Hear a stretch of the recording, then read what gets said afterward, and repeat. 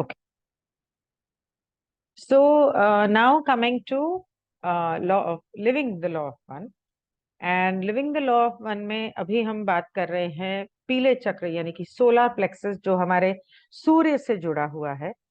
अभी तक हम लिविंग द लॉ येलो रे के बारे में, येलो चक्र के बारे में, मतलब मणिपुर चक्र के बारे में जो हमारी नाभि से जुड़ा हुआ है, हम बात कर चुके हैं शादी की, हम बात कर चुके हैं रिश्तों की, हम बात कर चुके हैं कामुकता की। और अब आता है हमारा माहौल, हमारा एनवायरनमेंट के इसका हमारे येलो रे चक्र से क्या ताल्लुक है। और बहुत गहरा ताल्लुक है, क्योंकि पीली किरण वाला शरीर आपका भौतिक वाहन है। आपका जो शरीर है इसका ये पीली किरण की वजह से है, जिसे आप इस समय जानते हैं, और इसमें आप उत्प्रेरक का अनुभव करते हैं। इस शरीर में मन, शरीर, आत्मा की विशेषताएं हैं, और ये भौतिक भ्रम के बराबर है, जैसा कि आपने इसे कहा है, जैसा कि आप इसे बुलाते हैं। मतलब ये जो माया जाल है, ये माया है, ये माया जाल है। ये पीला जो चक्र है इसका ताल्लुक जो हमारे शरीर से है, और हमारा शरीर जो ये माया जाल का हिस्सा है। हमारे लाल किरण चक्र उन तत्वों से मेल खाते हैं जिनमें एक शारीरिक परिसर होता है। अब ये वाला जो हिस्सा उन्होंने समझाया है, ये बहुत इंपॉर्टेंट है कि हम कैसे लाल चक्र का गलत इस्तेमाल करते हैं।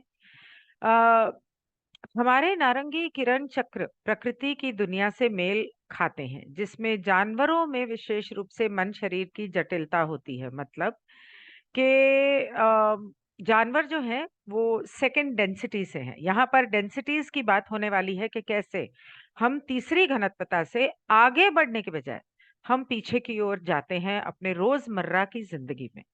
और वो कहते हैं कि ये जो नारंगी किरण, ऑरेंज रे है, इसीलिए कहते हैं कि इंसान जो 24 घंटे सिर्फ सेक्स के बारे में सोचता है, और वो जानवरों से भी बदतर है। क्योंकि जानवरों का कुछ माइंड बॉडी कॉम्प्लेक्स जो है, माइंड बॉडी नॉट स्पिरिट, वो उस तरह से है। वो कहते हैं हमारे पीली किरण चक्र, कार्ला कहती है, हमारे पीली किरण चक्र हमारे रोजमर्रा के जीवन में हमारे साथ मेल खाते हैं।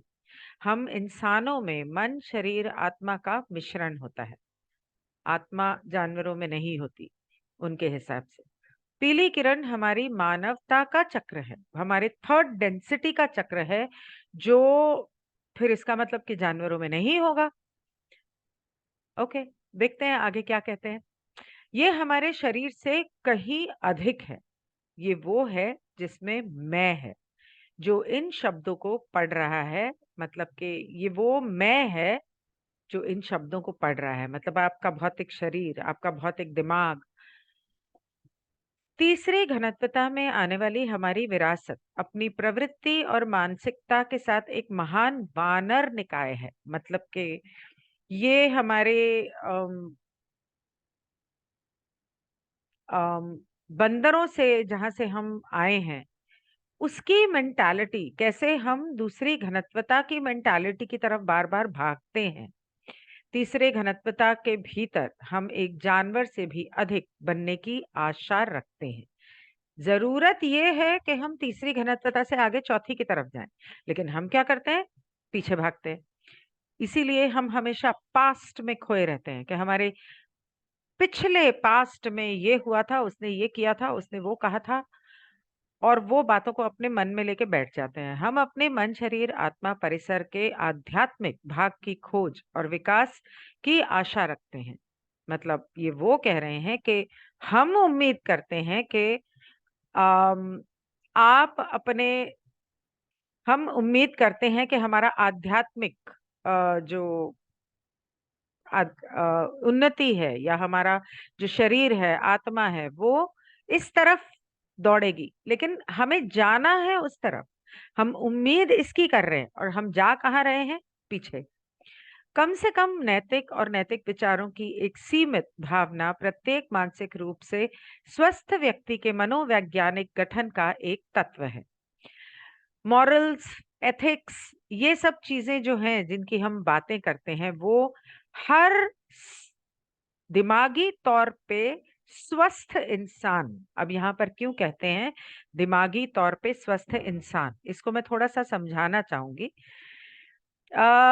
होता क्या है कि हर इंसान अ,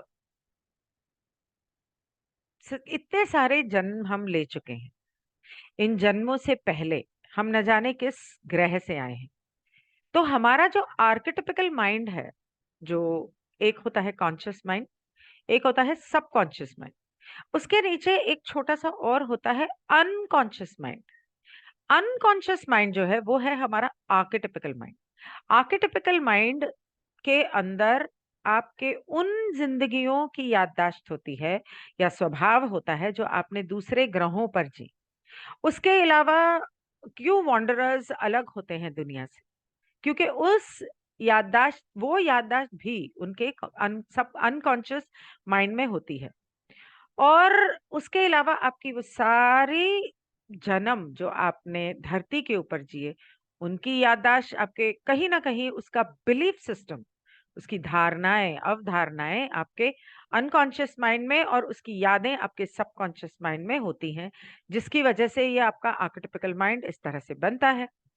और उसके बाद जब हम इस जन्म में जब हमने जन्म लिया, तो हमारे जन्म से लेकर हमने अपने माहौल में क्या देखा, हमने क्या अनुभव किया, हमारी जिंदगी में हमने जो सुख दुख देखे, जिसकी वजह से और जो बार बार होते रहे। जैसा मैं पहले समझा चुकी हूँ कि जिंदगी में 3 बार अगर आपके साथ एक अनुभव होता है, तो वो आपका बिलीफ सिस्टम बन जाता है, धारणा बन जाती है। और जब वो धारणा बन जाती है तो उस धारणा के हिसाब से आप अपनी जिंदगी में अनुभव करते हो आने वाली जिंदगी। तो होता क्या है कि हर जन्म में कहीं ना कहीं कुछ नकारात्मक अनुभव हुए होंगे, लोगों से धोखा मिला होगा, तकलीफ हुई होगी, शारीरिक बीमारियां हुई होंगी। तो वो सारे अनुभव और इस जिंदगी के सारे अनुभव कहीं ना कहीं आपके दिमाग में जब जाके बैठते हैं, तो जरूरी नहीं है कि हर इंसान मानसिक तौर पे पूरी तरह से स्वस्थ हो। पूरी तरह से स्वस्थ बहुत कम लोग होते हैं जिन्हें घर का माहौल अच्छा मिला है, जिन्हें अपने समाज का ऐसा माहौल मिला है, जो कुदरत के साथ जुड़े रहे हैं, जिन्होंने शुरू से अपने बड़े बूढ़ों को मॉरल्स एंड एथिक्स, मतलब के मॉरल्स एंड एथिक्स को क्या बोलेंगे, एक सेकेंड, नैतिक, जो नैतिकता होती है उसके हिसाब से उन्हें जिंदगी जीते देखा है और उसी तरह से उन्हें जिंदगी जीना सिखाया गया है। तो ये जो होते हैं, ये जैसे मुझे एक कहानी याद है, कहानी नहीं है, ये सच है। एक बात याद है, मैं पहले भी कह चुकी हूँ कि औरतों के साथ 98% बचपन से लेकर बड़े होने तक सेक्सुअल अब्यूज कहीं ना कहीं होता है। रेप होता है, डेट रेप होता है, जिसके बारे में वो मुंह भी नहीं खोलते। हो सकता है कभी कभी माँ बाप को भी नहीं बताती, मेरी माँ को कुछ नहीं पता मेरे बारे में। तो ऐसे में क्या होता है, वो चीजें या तो आप उसे पकड़ के बैठ जाओ, मेरे साथ ये हुआ था, मैं बेचारी मेरे साथ ये हुआ था, या आप ये सोचो ठीक है हुआ जो हुआ, खत्म हुआ किस्सा, आगे बढ़ो। जिंदगी तो खत्म नहीं हुई, अंदर का जज्बा तो खत्म नहीं हुआ, कुछ मतलब जीने का, खुश रहने का वो जज्बा किसी और का साथ आपको है या नहीं है। हालांकि जिंदगी में ये बहुत जरूरी होता है कि आपको किसी का साथ मिले या ना मिले। जब आप किसी नकारात्मक अनुभव से गुजरते हो, तो आपके अपनों का साथ, जिसका ताल्लुक इस पीली चक्र से है, आपके अपनों का साथ और सपोर्ट बहुत जरूरी होता है। लेकिन कुछ बदनसीब ऐसे होते हैं जिन्हें ना तो वो मिलता है और ना उसकी उम्मीद होती है। और कुछ लोग ऐसे होते हैं, ना मिलता है ना उम्मीद, अगर नहीं मिलता है तो वो मेंटली थोड़ा सा उन पे असर पड़ता है, इमोशनली भी। अगर उम्मीद नहीं होती तो वो अंदर से अपने ऊपर निर्भर होते हैं। और जो इंसान अपने ऊपर निर्भर होगा, खुद से प्यार करेगा, वो इस दुविधा से बाहर निकल ही आएगा। किसी ना किसी तरीके से वो बाहर निकल आएगा, अपने आप को संभाल लेगा। तो कम से कम नैतिक और नैतिक विचारों की एक सीमित भावना प्रत्येक मानसिक रूप के स्वस्थ व्यक्ति के मनोवैज्ञानिक गठन का एक तत्व है। ड्यूई बी लासन, जिनकी जिनके बारे में पा ने भी बहुत बार बात की है, जिनकी भौतिकी की पारस्परिक प्रणाली परिसंघ दर्शन से बहुत मेल खाती है। मतलब कि उनका जो फिजिक्स है, रेसिप्रोकल सिस्टम ऑफ फिजिक्स, वो कॉन्फेडरेशन की फिलॉसफी से बहुत मैच करती है। और वो कहते हैं कि बियॉन्ड स्पेस एंड टाइम किताब में उन्होंने मनुष्यों को नैतिक जीविक इकाइयां कहा है। मतलब कि इंसान जो है वो नैतिक अस्तित्व हैं, जो जीवित हैं इस धरती के ऊपर। मानव होने का अर्थ है कि विवेक का होना, चेतना का होना, ये जानना कि मैं थोड़ा-सा चेतना, विवेक, इसको मैं थोड़ा-सा ज़मीर से भी जोड़ती हूँ। ज़मीर को हिंदी में क्या कहते हैं मुझे नहीं पता, पर ज़मीर जो होता है इंसान में, वो कहीं न कहीं आपकी चेतना और आपके विवेक से बहुत गहरा जुड़ा हुआ होता है। इसीलिए कहते हैं कि अगर ज़मीर होता तुझ में, तो तू मेरे साथ ऐसा ना करता। ज़मीर, तेरा ज़मीर तुझे रात को सोने कैसे देता? जब तू आईने में अपने आप को देखता है तो तेरा ज़मीर तुझे कचोटता नहीं है, तेरा मन कचोटता नहीं है। ज़मीर, चेतना, विवेक। तो का मानव जाति के ज़िंदगी में जन्म लेना, इसका मतलब है कि आपका एक विवेक है। ये जानना कि चीज़ें हमेशा काली या सफ़ेद नहीं होती। There are grey areas in life. कोई बहुत अच्छा नहीं होता, कोई कभी पूरी तरह से बुरा नहीं होता। हर इंसान में बुराई होती है और बुरे से बुरे इंसान में अच्छाई भी होती है। और हम जो हैं उससे अधिक बनने की इच्छा रखते हैं, भले ही हम अस्पष्ट क्षेत्र में रहते हों। हमारी कोशिश हमेशा ये होनी चाहिए, हमारी आत्मा की हमेशा ये इच्छा होती है कि हम और बेहतर हों, हम और बेहतर हों, हम और बेहतर हों। लेकिन हर एक की जिंदगी में अच्छा, बुरा, काला, सफेद, अंधेरा, उजाला होता है। उनके दिमाग में होता है, उनकी जिंदगी में होता है, उनके अनुभवों में होता है। मैंने अभी ओनली प्लैनेट ऑफ चॉइस का एक सेशन किया और उसके बाद लॉ ऑफ मैनिफेस्टेशन किया। उस दोनों सेशंस का इस सेशन से बहुत गहरा ताल्लुक है। Thank God for the synchronicity that is happening since I started these sessions. मुझे नहीं पता मैंने क्यों ये तीनों एक साथ शुरू किए या एक के साथ एक शुरू किए। पहले living the law of one, उसके बाद ओनली प्लैनेट, उसके बाद स्पिरिचुअल लॉज। लेकिन उसकी सिंक्रोनिसिटी कुछ ऐसे बैठ रही है कि जो मैं एक चीज में बात कर रही हूँ, वो उन दोनों में, चाहे मेरा बीच में एक आध दिन छुट्टी भी हो जाए, उन दोनों के साथ ऐसा सिंक्रोनिस्टिकली चल रहा है कि एक को समझने के लिए आप दूसरे को देखो और दूसरे को समझने के लिए तीसरे को देखो, तो आपको बात पूरी तरह से समझ में आएगी। हम इंसानों में एक चाहत होती है, एक चाहत इतनी प्रबल है कि इसे पृथ्वी के हर समाज में अभिव्यक्ति मिलती है। हर इंसान में जो चाहतें होती हैं आम तौर पे सबकी एक सी होती हैं, और जब पूरे समाज की, पूरी दुनिया की सोच और चाहत एक सी होने लगती है, तब उसका मैनिफेस्टेशन, उसकी अभिव्यक्ति ऐसे होती है और होती है, धरती पे मिलती है। मुझे एक बात बताओ, जब से अंग्रेज आए, उन्होंने अपनी गवर्नमेंट यहाँ हमारे धरती पर स्थापित की। उसके पहले जब तक अकबर था तब तक फिर भी चलो, बाबर ने जो भी किया, अकबर ने उस चीज को बैलेंस किया और हमारे देश में एक भारतवर्षीय बनकर रहा और काफी अच्छी चीजें की, ऐसा सुनने में आया।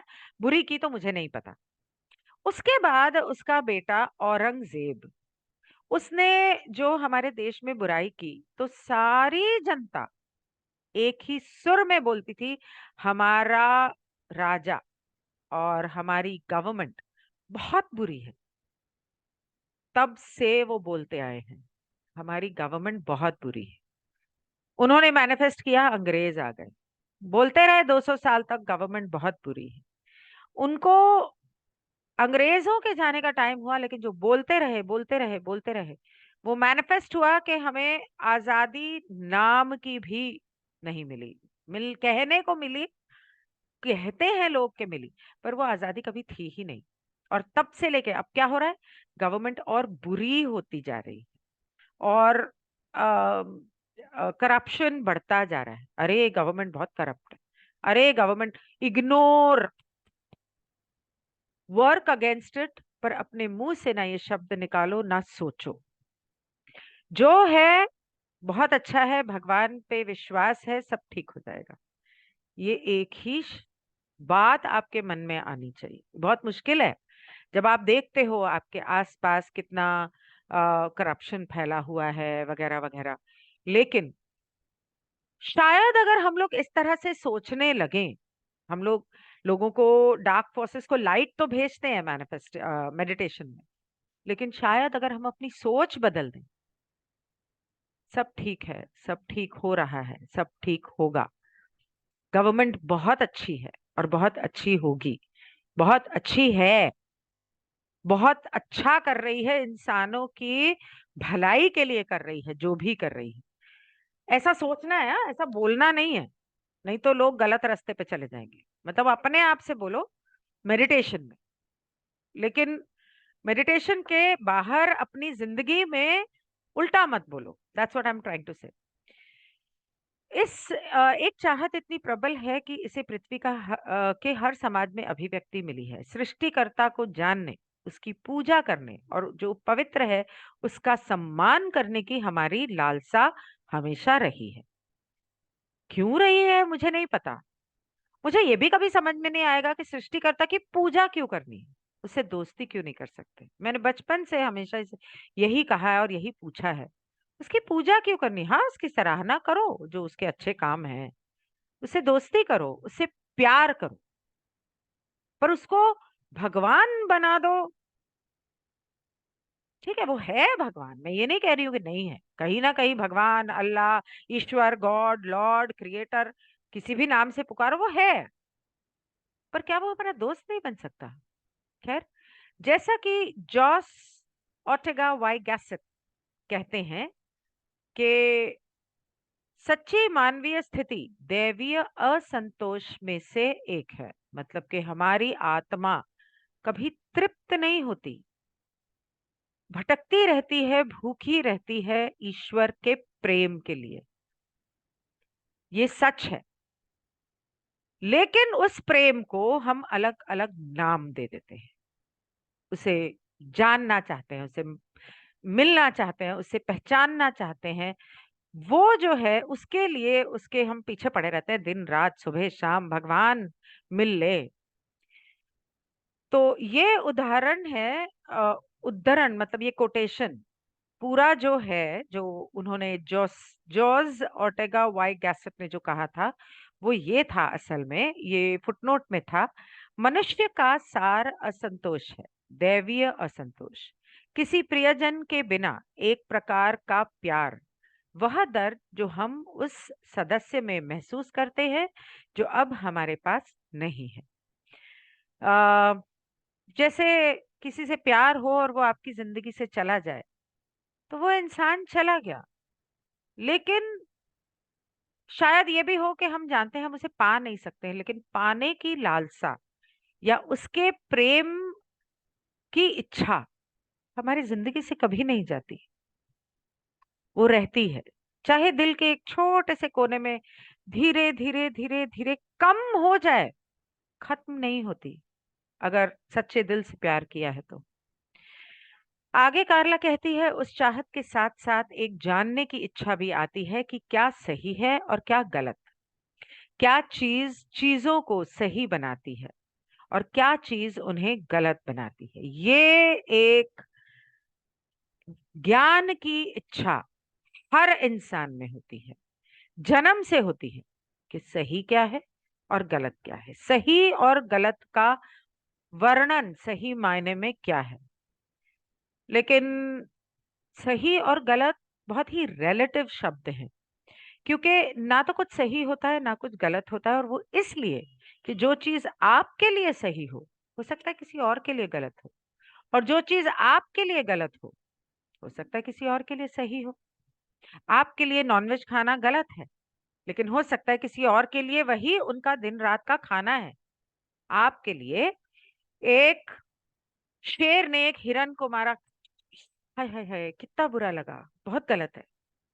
लेकिन भगवान ने तो उसकी यही जिंदगी बनाई है, हिरन की भी और शेर की भी। भगवान ने उनको पैदा ही ऐसे किया है कि उन्होंने यही करना है, ये उनका स्वभाव है और ये उनका खाना है। तो अगर आप हिरन को बचा लेते हो, मैंने एक वीडियो देखा था कुछ हफ्ते पहले, इसलिए मुझे याद है कि अगर आप उसको बचा लेते हो उस शेर के चंगुल से किसी तरह मान लो, तो आपने उसके मुंह से उसका खाना छीना है, क्या वो आपको बद्दुआ नहीं देगा? हो सकता है इसके बाद उसको 10 दिन तक खाने को कुछ ना मिले। उस चाहत के साथ साथ ये जानने की इच्छा भी आती है कि क्या सही है क्या गलत है। हम स्वभाव से ही सही व्यवहार की खोज करते हैं। ध्रुवता के प्रश्न केवल कुछ ऐसे प्रश्न नहीं है जिन्हें परिसंग केंद्रीय मानता है। मतलब आपका क्या ध्रुवीकरण है, नकारात्मक है या सकारात्मक है, सिर्फ यही एक जरूरी नहीं है, ये सेंट्रल नहीं है। मनोवैज्ञानिक हमें बताएंगे कि वे हमारे मानव स्वभाव में निर्मित हैं। ध्रुविता दोनों तरह की हमारे स्वभाव में है, जन्म से है, शुरू से है, और ये बहुत जरूरी है।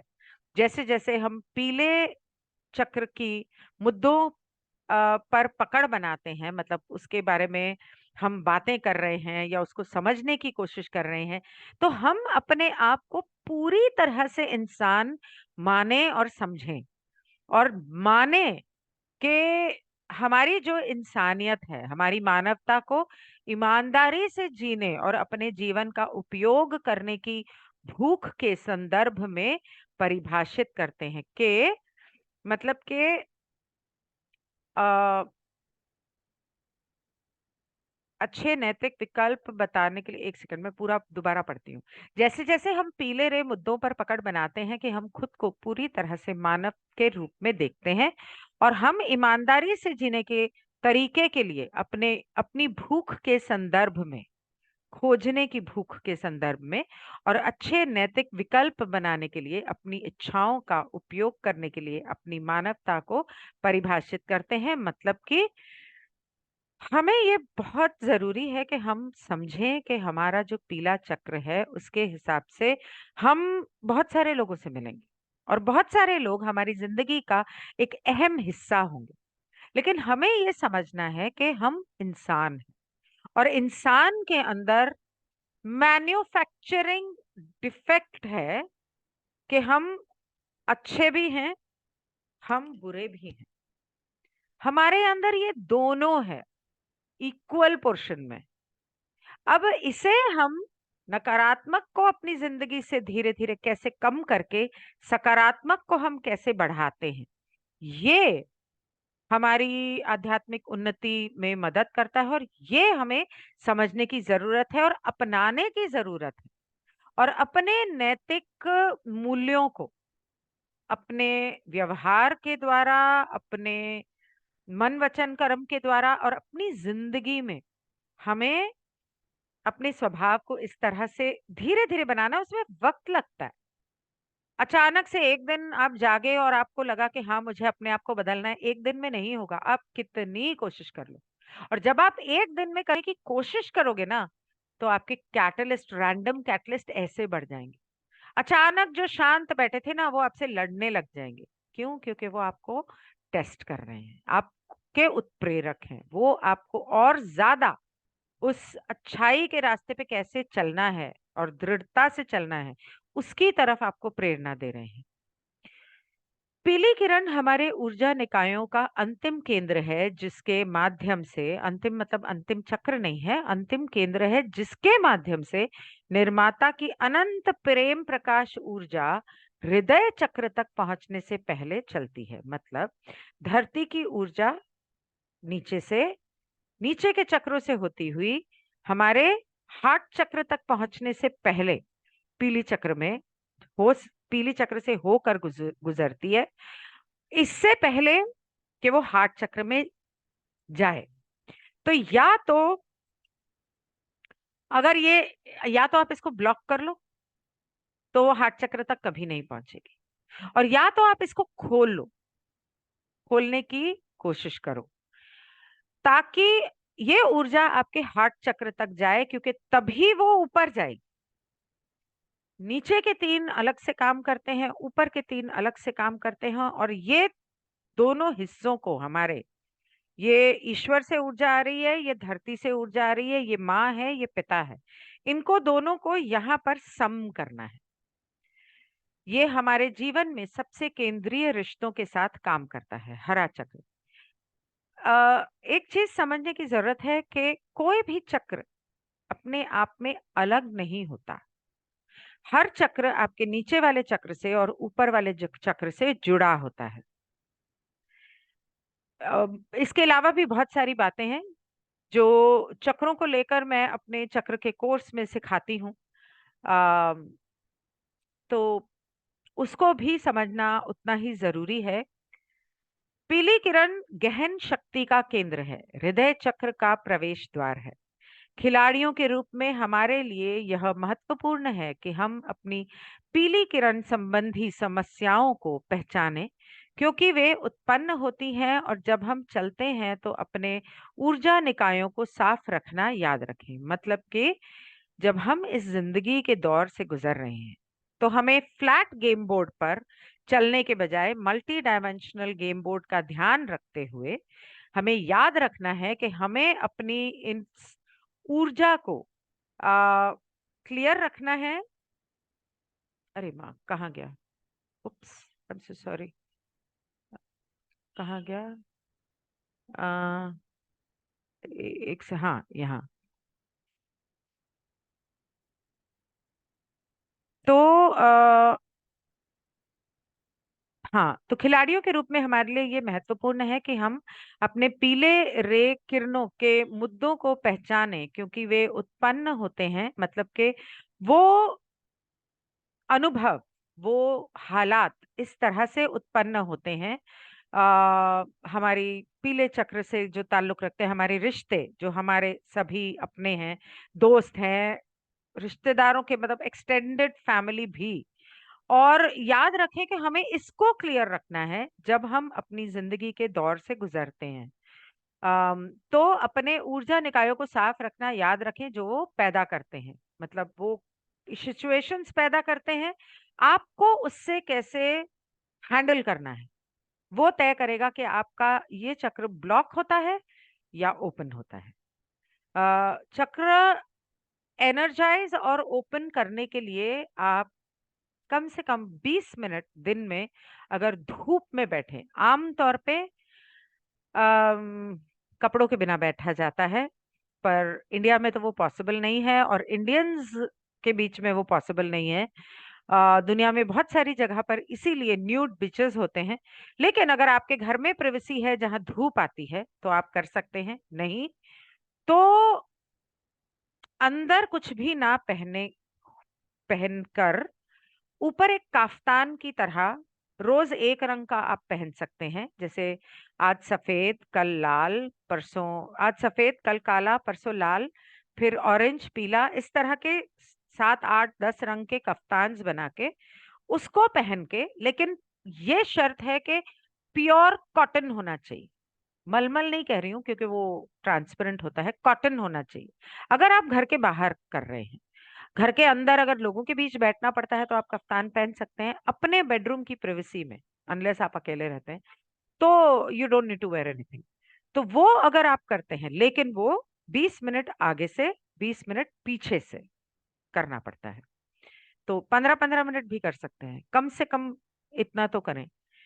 तो दिखने में पीली किरण ऊर्जा केंद्र का आकार गोलाकार तारे की तरह होता है, इस तरह।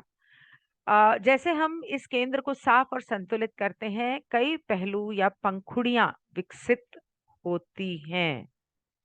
मुझे अपने पेट में सुनहरे फूल रखने के बारे में सोचना अच्छा लगता है, मतलब कि उसे ऐसा लगता है, फूल मतलब कमल का फूल, कमल का फूल होता है ना, तो हमारे सारे चक्रों को कमल के फूल की तरह माना गया है।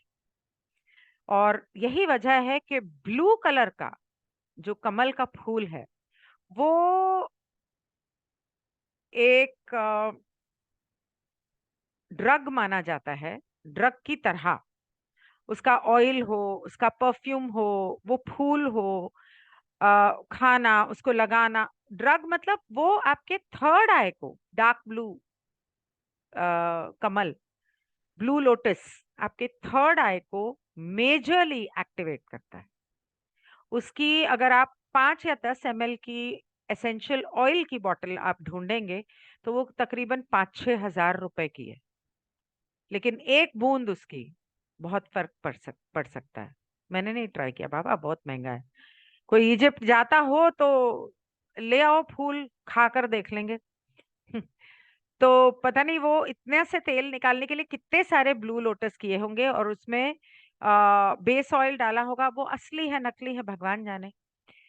तो चूंकि परिसंघ के अनुसार लक्ष्मी पर हमेशा गुलाबी लोटस चढ़ता है, आपको पता है क्यों? मेरे चक्रों का कोर्स करो, पता चल जाएगा। चूंकि परिसंघ के अनुसार प्रत्येक घनत्व में वर्तमान घनत्व और आने वाले घनत्व के रंग शामिल होते हैं। मतलब कि जैसा मैंने कहा था कि कॉन्फेडरेशन ये कहती है कि हर डेंसिटी पिछली अगली दोनों, एक डेंसिटी से दूसरी डेंसिटी। आपको याद है कल ओनली प्लैनेट ऑफ चॉइस का शायद मैं सेशन कर रही थी, तो मैंने बोला था कि थर्ड डेंसिटी ब्लैक होल में एंटर कर रही है और व्हाइट होल से फिफ्थ डेंसिटी है, उसके बीच का जो रास्ता है वो फोर्थ डेंसिटी है। तो हम फोर्थ डेंसिटी में हैं, लेकिन हम जा रहे हैं फिफ्थ की तरफ।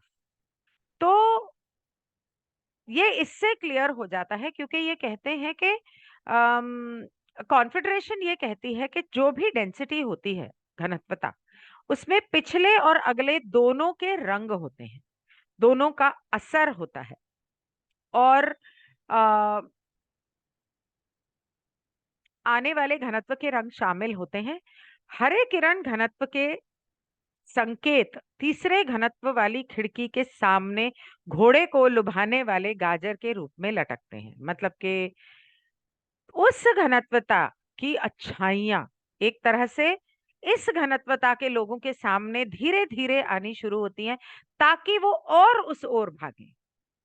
अब तक इंसानियत क्या कर रही थी? पीछे की ओर भाग रही थी। जानवरों की तरह खाना, जानवरों की तरह सेक्स करना, जानवरों की तरह मारना, जानवरों की तरह जीना। अब वो घनत्वता कि हालांकि इंसान को जानवर से कंपेयर नहीं करना चाहिए, क्योंकि जानवर तो हम लोगों से बहुत अच्छे होते हैं, बहुत अच्छे होते हैं। मुझे नहीं पता कि क्यों बोलती है कॉन्फेडरेशन, या हो सकता है कि कॉन्फेडरेशन ने उस वक्त बोला हो, आज कोई चीजें बदल गई हो, क्योंकि आज की डेट में मैंने बहुत सारे ऐसे जानवर देखे हैं जिनकी कॉन्शियसनेस हमसे कहीं ज्यादा है। और मैं पेट्स की बात नहीं कर रही हूँ, वाइल्ड की बात कर रही हूँ। मतलब वो, उनमें इंसानियत, morals, ethics, values, compassion, kindness हमसे ज्यादा है। तो वो कहते हैं कि वो वाली घनत्वता की बातें आपके सामने जैसे आएंगी, आपको लालच देने के लिए कि आपको उधर जाना है, उधर। तो अगर उधर जाना है तो ऐसे बनो, नहीं तो अटक के रह जाओगे इसी चीज में, जैसे पा कहते हैं। चौथे घनत्व सकारात्मक की चमकदार और पूरी तरह से स्नेही ऊर्जाओं का, अरे मेरा तो मेडिटेशन था, मैं भूल ही गई, का उद्देश्य हमें बिना शर्त प्यार की तलाश के लिए आकर्षित करना है। अरे अरे अरे, sorry sorry sorry sorry, bye bye, मैं एंड करती हूँ इसे।